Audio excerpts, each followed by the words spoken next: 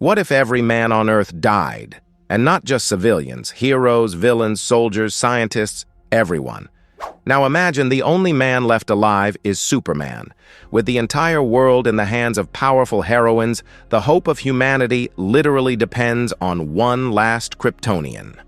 I'm Andrew the Geek Master, and in today's video, we're going to dive into the insane and surprisingly deep full story of Justice League Created Equal, an Elseworlds tale that takes Superman to a place you'd never expect. To not miss stories like this one, hit that subscribe button, turn on the notification bell, and let's get started. The story begins with all the members of the Justice League being summoned to the heroes' headquarters because a strange cosmic storm is approaching Earth at an incredible speed. Superman believed the cloud wasn't a threat and reassured the President of the United States. And at first, when the cloud arrives, nothing special seems to happen. It just looks like a rare astronomical event, until the effects suddenly begin. All the men start coughing. Yes, a global-scale tragedy hits the planet as all men, including male metahumans and aliens, mysteriously begin to die. That means the Justice League took a massive hit too. Batman, Flash, Green Lantern, and so many others are just gone. Thanks to his super immunity, Superman was the only hero who survived the storm and was forced to bury each one of his friends. A week after the mysterious phenomenon, Wonder Woman meets with Superman to decide what to do now that Clark is the last man alive on Earth. Still mourning, Clark hadn't even thought about that yet. As he walks away from the massive graveyard he built for the millions of dead men, he heads to the Justice League headquarters. From the outside, everything looks the same. But inside, everything has radically changed. Ever since the cosmic particle storm wiped out the male population, this is the first real pause anyone's had. Until now, the women had been constantly managing the crisis and reorganizing humanity.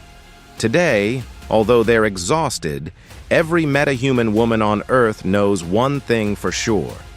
None of them bears a burden as heavy as the one resting on Superman's shoulders.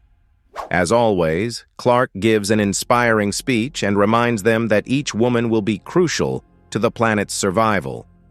Of course, many of them still have doubts and believe Earth could now adopt a system like Thanagar, where decisions are made globally instead of by individual countries. That's where Hawkgirl came in handy. She wanted to leave Earth after everything that happened, but to honor her husband and her loyalty to the planet, she decided to stay and help. Superman also appoints Wonder Woman as the new leader of the Justice League. She's now an essential figure in keeping peace and order, and as Clark jokes, there are no more men left to argue with that. There was a lot of anticipation for Diana's first speech at the UN, especially regarding Superman's role in this new future. She begins by explaining that when a fire tears through a forest, the devastation seems beyond repair. But from the charred ashes, new life starts to rise almost immediately. In the same way, they can't undo the tragic events that have happened. But for now, they must live in the present and make decisions together, not as Americans or Russians, Chinese or Africans, but simply as the human race. She also announces the main Justice League lineup moving forward. Jesse Chambers as the Flash, Supergirl, Zatanna, Power Girl, Dr. Light, Black Canary, and Hawkgirl. As for Superman, the only man still alive, the League will work on finding a way to ensure the continuation of the human species. After that, the League's missions began being coordinated by Oracle, and they'd need it, because villains were still attacking. For example, the alien conqueror Starro, Chemo, who was taken down by Terra and other European metahumans, new female gangs emerging in Gotham City, and an activist named Maria Contranetti, who took possession of the Green Lantern ring and kept escaping the Justice League after every encounter. On top of that, our heroines also rescued a ship's crew after it sank, and the new Flash saved many lives by delivering medicine to those who needed it urgently. However, after many days, exhaustion began to take its toll. The heroes were working so hard that even Superman struggled to defeat Zatanna alone and had to call in reinforcements. That's when Clark visited his mother in Kansas, and she realized her son hadn't even had a chance to cry. He had no time for anything, not even to see Lois, whom he hadn't visited in 3 weeks. After visiting his father's grave, Clark finally returned to his apartment to see Lois. But that night, all he could do was cry in the arms of the woman he loved. In the middle of the night, Clark had to leave. Lois wanted to talk about their role in the future of the human race, but Clark felt they didn't need to decide anything just yet. He still didn't know how the radiation might affect their children, if they were to have any. Dr. Light had already run a full range of tests using Earth, Martian, and Thanagarian technology to discover the cause of this cosmic plague and whether there was a cure. But sadly, the answers were beyond science. Zatanna also tried to find answers through other means, but even powerful entities like the Spectre had no solution for the problem at hand. 2 weeks later, Clark told Lois that the League was still trying other ways to help humanity through a cloning program. The problem was that this solution would only work to preserve female species. That's when Lois got upset. She believed Superman didn't want to have a child with her because it would be a burden to him. But the truth was exactly the opposite. Having a child would be a blessing. However, Clark felt that all the other women on Earth also deserved that same blessing. Lois agreed, but she wasn't willing to share Superman with anyone. And that's why Clark didn't want to take that step with Lois just yet. In the following weeks, several orthodox and bizarre alternatives were explored and discarded. First, they contacted Swamp Thing. Then, Poison Ivy spent several days deep in a psychic link with Earth's flora. But not only did it lead to nothing, it completely shattered Pamela Isley's already fragile mind. At this point, humanity was nearly out of options.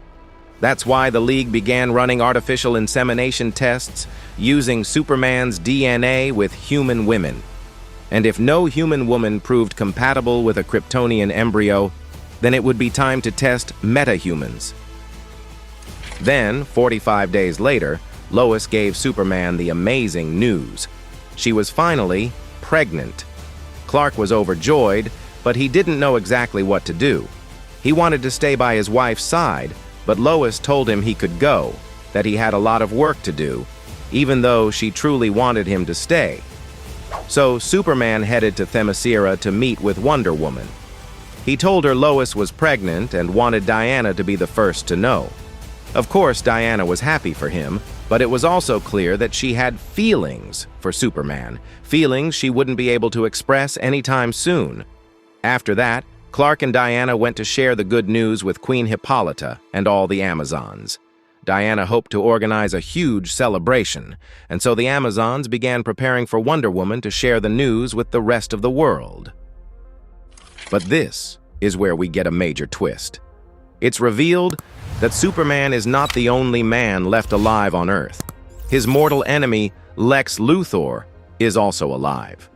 Turns out Lex had foreseen the danger of the approaching cloud and had spent the last 16 weeks sealed inside a reinforced suit, breathing filtered air and unable to feel or touch anything.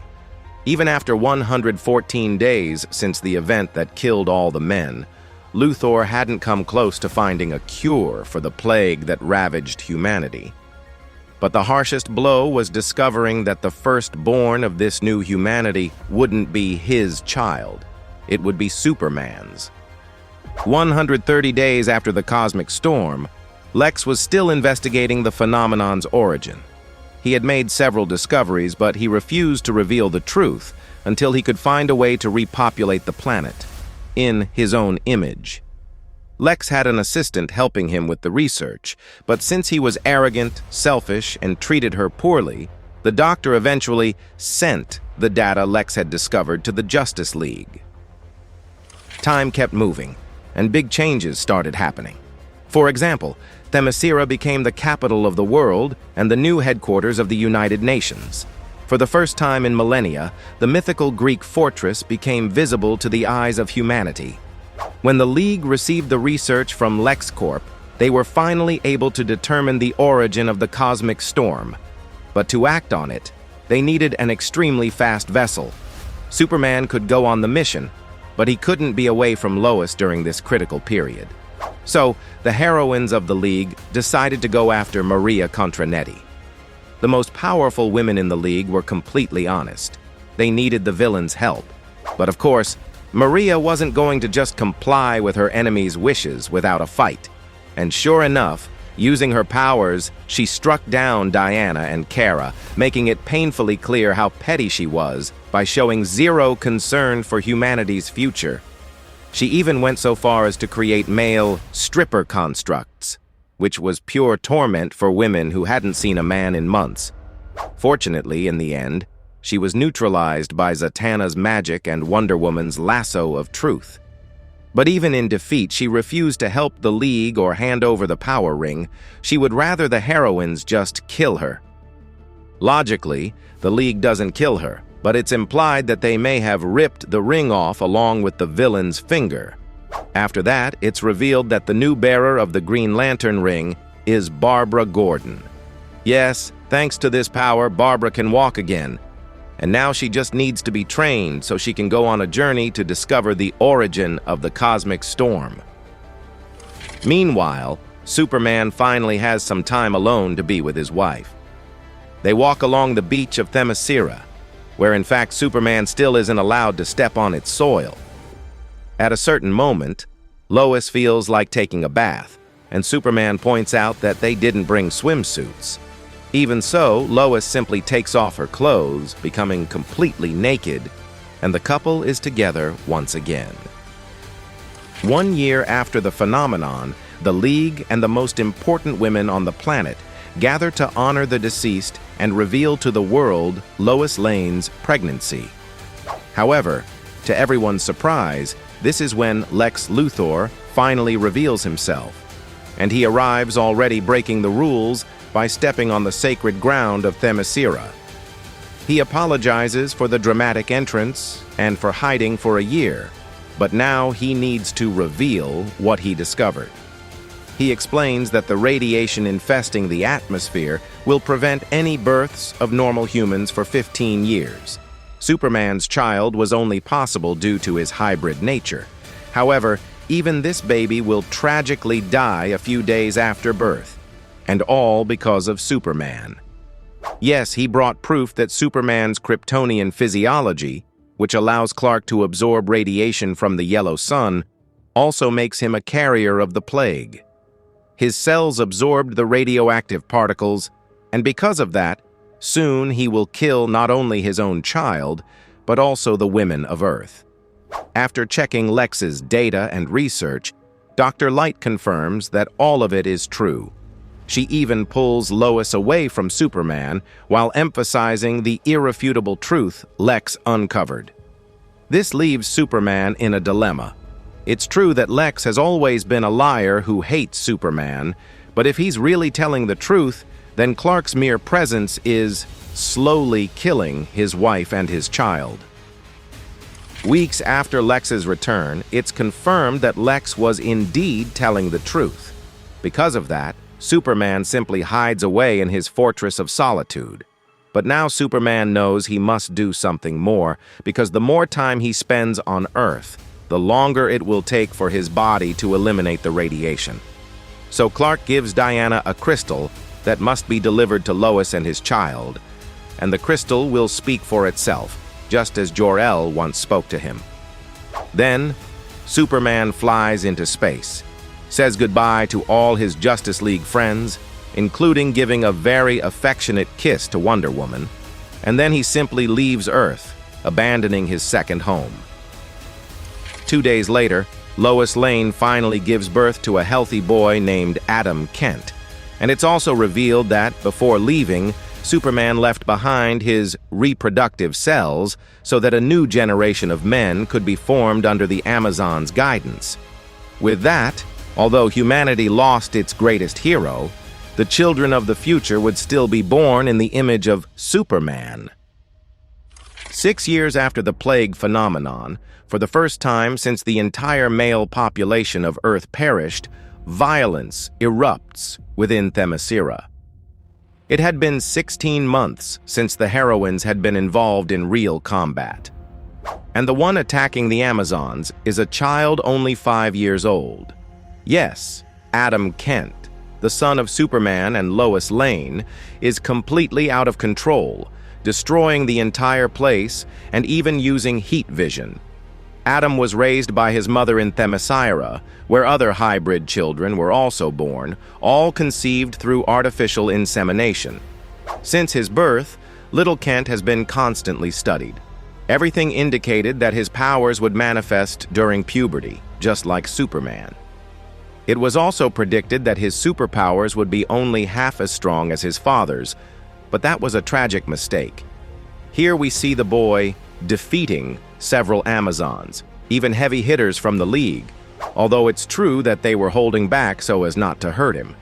Diana tries to calm him and talks to the boy, who won't stop crying and can barely speak. Then we find out that Adam manifested his powers precisely at the moment he hugged his mother. That means he accidentally killed Lois, and that's why he is in this uncontrollable state. When the League finds Lois's lifeless body, the poor boy can only say sorry for what he did. 2 days later, when order is restored in Themyscira, a new kind of chaos sets in. Now, the mothers are extremely worried about what might happen to them if their children also develop powers. That's why, from now on, all children will be raised and educated under constant scientific and military supervision. They will all be monitored because no one could survive an outburst of rage from hundreds of hybrids.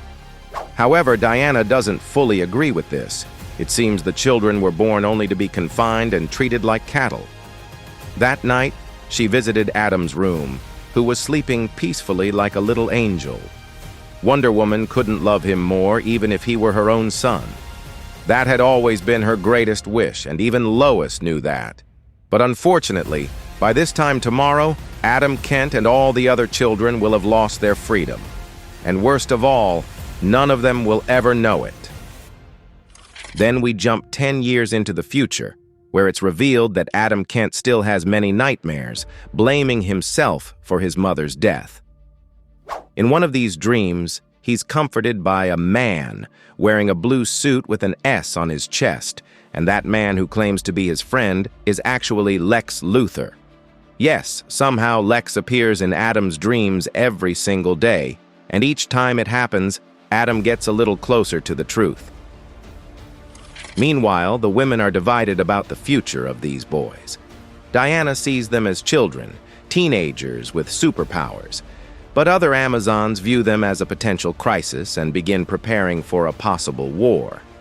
We also find out that Diana is a bit out of shape, since in this future, there just aren't many threats anymore.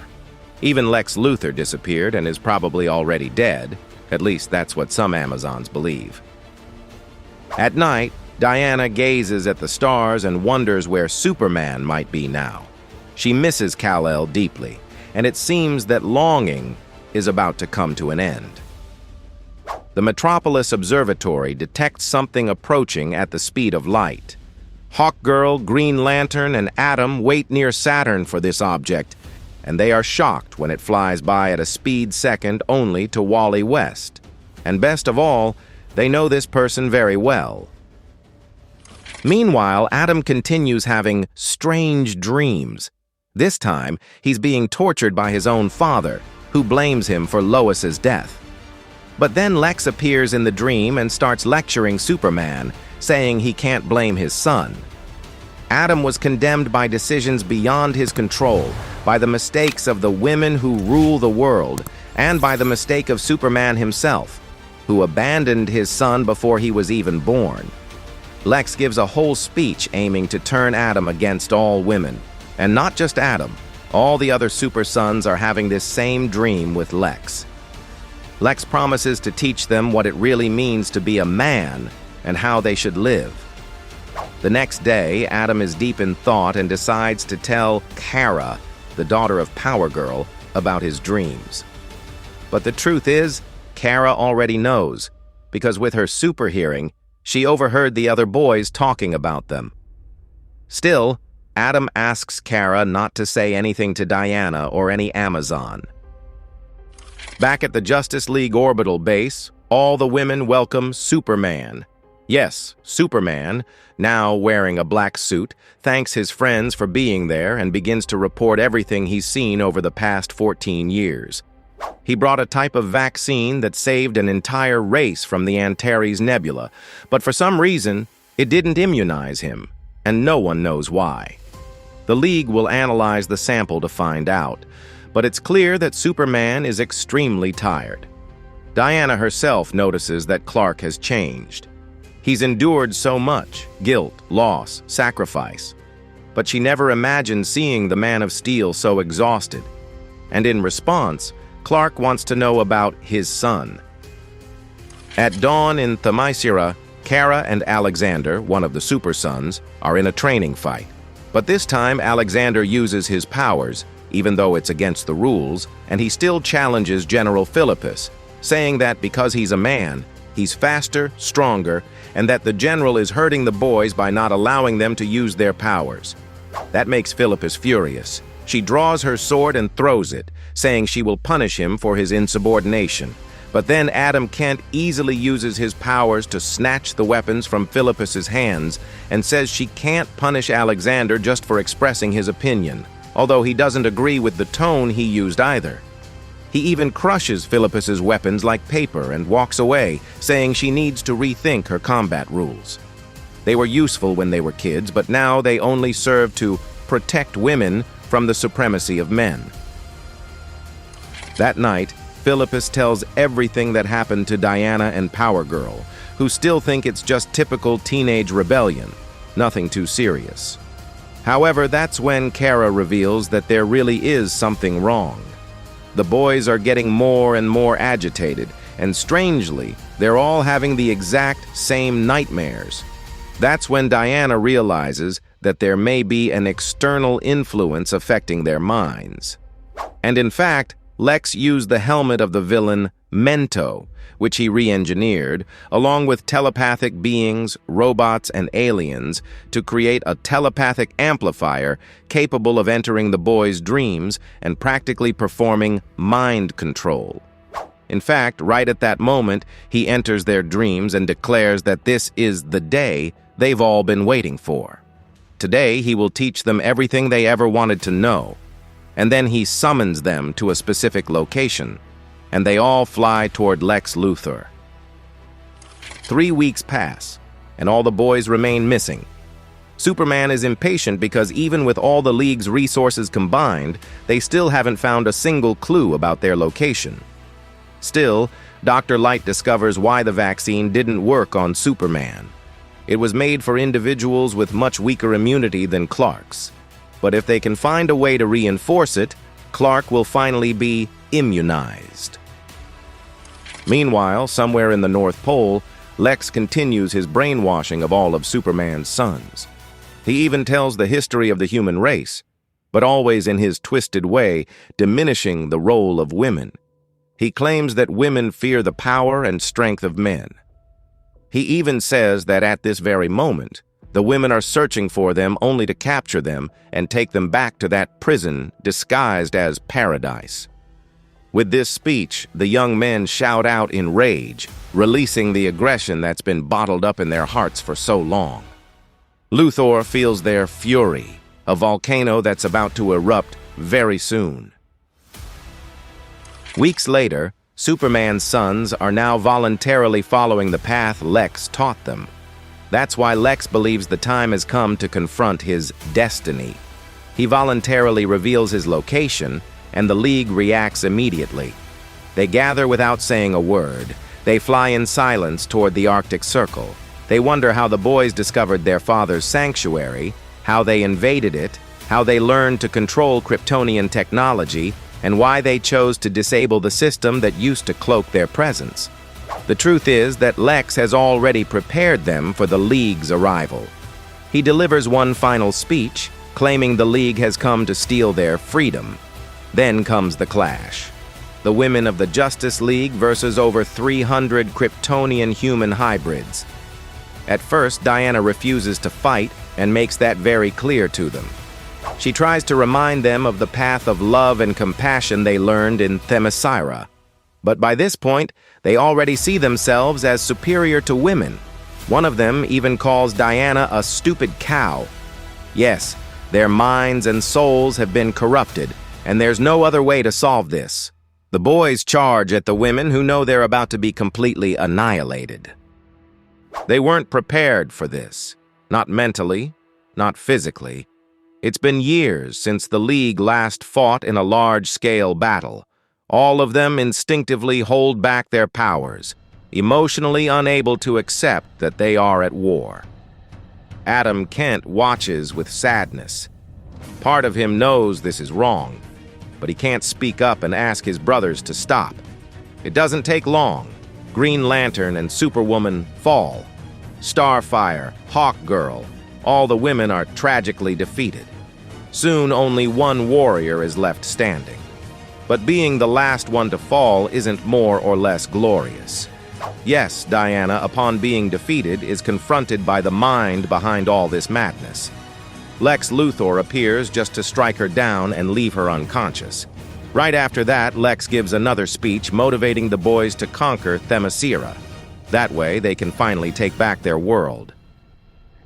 And that's exactly what they do. All of them fly to Themyscira and begin a surprise attack. They hear Philippus's screams. They feel the venom in her voice and the bitterness of a betrayal she saw coming.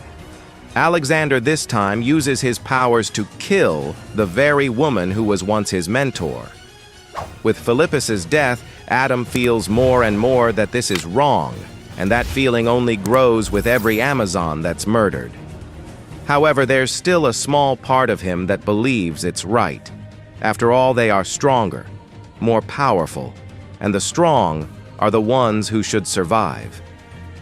At that moment, someone punches Adam in the back of the neck, and we see it's Kara, Power Girl's daughter. She doesn't understand what's happening. This is Adam's home. This is his family. She loves him, and they can't be enemies. Adam knows it too. He admits he loves her, but says the Amazon's way hasn't been fair to men. Before he can say anything else, Kara is hit from behind by Alex, who believes that's what women do. They string men along until they get the chance to kill them. Adam begs him not to kill her, and Alex does spare her life, but only because they'll need servants to cook and clean for them when this day is over. By sunrise, all the Amazons have been defeated, and the Justice League has been tied to posts to be displayed before everyone. Lex wakes them up and makes a series of jokes mocking their current condition. But the reason he woke them up is because his coronation is about to begin.